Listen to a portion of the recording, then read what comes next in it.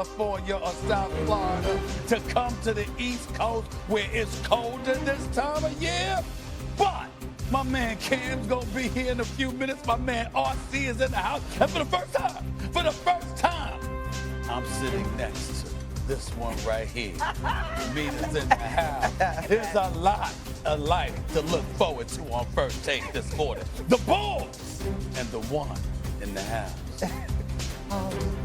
It could be a big statement night tonight for the Kansas City Chiefs. Touchdown, Kansas City! When we play all 4 quarters with toughness and energy, we know we're a tough team to beat. Hollywood Brown is having a night!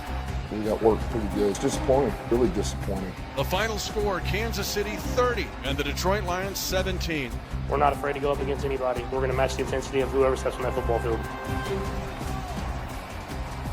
First Take is presented by Freestyle Libre. Good morning and welcome into First Take. We got Ryan Clark, Stephen A. Smith in the flesh. We got Cam Newton as well joining us down from Atlanta. Amina Smith here with you. Cam, you got the pinky rings on. You're feeling good. You look good. How you doing?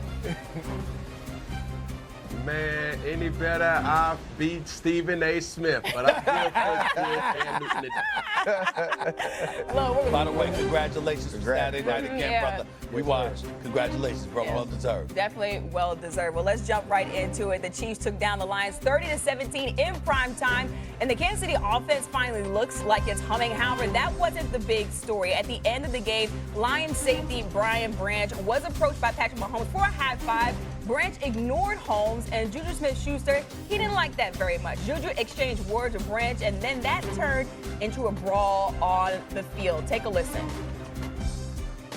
I love Brian Branch, but what he did is inexcusable, and it's not going to be accepted here. It's not what we do. It's not what we're about. Should have never did it. Those charges. I got mucked in the back illegally, and it was running the ref. The ref didn't do anything. And just stuff like that, and I could have got hurt off of that, but I still shouldn't have done that. So Something shocking to see after that game, and according to Adam Schefter, the league is reviewing the incident. However, Stephen A. Smith, I want to start with you. How should the league handle this? Well, first of all, he should be suspended immediately. How many games I'll leave up to RC and Cam because they played, I did it. The bottom line, though, he should be suspended. There's no excuse for that behavior. That's number one. Number two, moments earlier, he refused a handshake with Patrick Mahomes when Patrick Mahomes had rolled up to him. Let's not forget that. And he's talking about some hit, you understand, that transpired where he could have got hurt. Well, that clearly, was that Patrick Mahomes that did that? Was that Patrick Mahomes? I'm not sure. I mean, maybe I'm missing something. But likelihood is that it wasn't Patrick Mahomes that did that to him. So it's poor sportsmanship. It's a bad reflection on him, definitely. It's a bad reflection on the Detroit Lions, which is what Coach Campbell was alluding to. And as far as I'm concerned, since you misrepresented the organization so flagrantly, so publicly, I think a suspension should come from the league and the Detroit Lions, because you ain't got no business acting that way. That's where I'm at with it. People fight in football. Right. And also, too, I ain't got to shake your hand. If I walk past your quarterback, if I walk past your head coach, if I walk past your wide receiver, I walk past them, they ain't my friends, they ain't my teammates.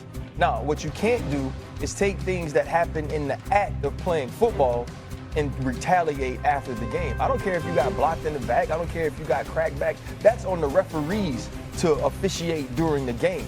And now, if you want to dole out some physical punishment in return within the whistles, then you do that. It's inexcusable to go after the game and punch somebody in the helmet. It's also stupid, right? Now you're putting yourself in jeopardy. Now you're putting your team in jeopardy. And also, when you're the NFL and you're going to start to review this, you're going to look at his past. You're going to look at the personal foul penalties. You're going to see a pattern of behavior, and that is how you're going to levy this fine, levy this suspension. I do believe that he's going to be suspended for a game, and I would be comfortable with him being suspended for a game because you took something that happens in football every single game and made it bigger. And the other piece of what the NFL is going to review is the fact, and how they're going to have a feeling about it, is Patrick Mahomes jumped in this fight to break it up. Could you imagine if Patrick Mahomes gets hurt after the game breaking up a fight because you punched one of his teammates? That is the sort of danger you put everyone involved in, and the NFL can't have that. Now, RC, you make a good point. You know, I don't have to shake your hand. We're not teammates. You don't have to do anything like that. However, what happened after that, obviously, is something you don't want to see. Cam, what do you have to say about what the NFL should do? Yeah, RC knows this. Every former player knows this. Every current player knows this. During a game of football, there's probably the most slanderous, reckless talk or things to be said than any other sport. I've sat courtside, I've been to baseball games, I've seen different displays of different sporting events, but nothing matches the intensity and the verbal violence that takes place during an NFL game. Needless to say, when Brian Branch speaks on, you know, in essence, not being taken care of or putting his career at jeopardy with a late hit or whatever, that still is inexcusable, because where's your emotional intelligence, right? Where is your understanding of saying, hey, I have to control my emotions because everything, as, you know, RC says, within the whistle, it's done. You know, are you frustrated? Yes, cool. Do you have to shake that person's hands? No, but at the same time, you shouldn't go and have this type of act to now be the clip that describes Brian Branch. And you don't deserve that as the player that you are. And it's just sad, because what's going to come from this is going to be something that the league and the Detroit Lions will use as an example. And you never want to be the guy to be used as an example in any type of situation for bad reasons. I just wanted to bring up the only reason I brought up the fact that he didn't shake Patrick Mahomes' hands. I fully understand that happens. I brought it up because it preceded the hit, the slap to Juju Smith-Schuster's head.